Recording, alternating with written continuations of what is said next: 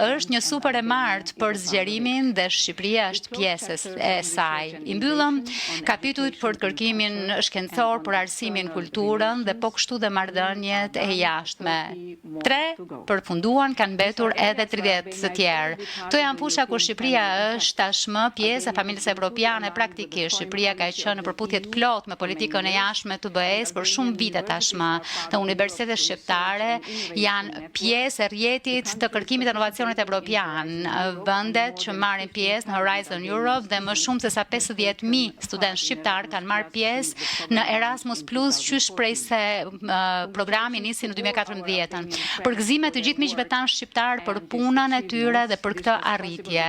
Kjo u bë e mundur sepse Shqipëria ka përmbushur piketat e ndërmjetme për sundimin e ligjit muajin e kaluar. Ky është një hap i ndërmjetëm që do të thotë se reformat në këtë fushë duhet të vazhdojnë të thellohen. Lidhja midis progresit në antarësim dhe përputhshmërinë me kapitujt thelbësore do të jetë parimi udhëzues ndërkohë që Shqipëria ecën përpara drejt objektivit të saj ambicioz për të mbyllur të gjithë kapitujt e negociatave deri në fund të vitit 2027. Për këtë ne inkurajojmë që të vazhdohet progresi në sundimin e ligjit dhe të drejtat themelore në sistemin e drejtësisë, antikorrupsionin dhe luftën kundër krimit organizuar.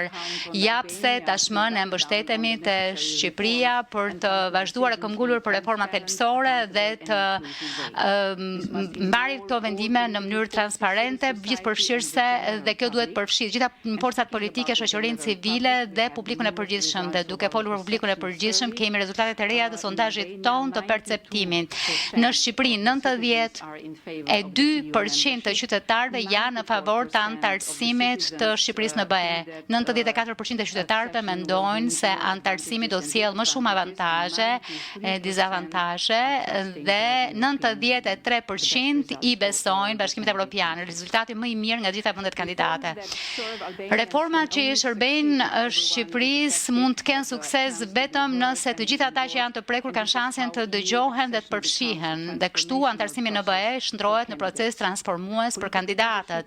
Udhëheqja politike dhe mbështetja publike në favor të antarësimit në BE janë përtej dyshimit një recetë shumë e fortë për sukses. Është në duart tuaja që të jepin rezultate për pritshmëritë e qytetarëve shqiptar, duke intensifikuar harmonizimin me rregullat e BE-s dhe duke dhënë rezultate në reformat që kanë më shumë rëndësi për ta. Unë do të jem krahjues deri në fund të mandatit tim dhe Tomasi do të jetë krahjues deri në fund të këtij viti.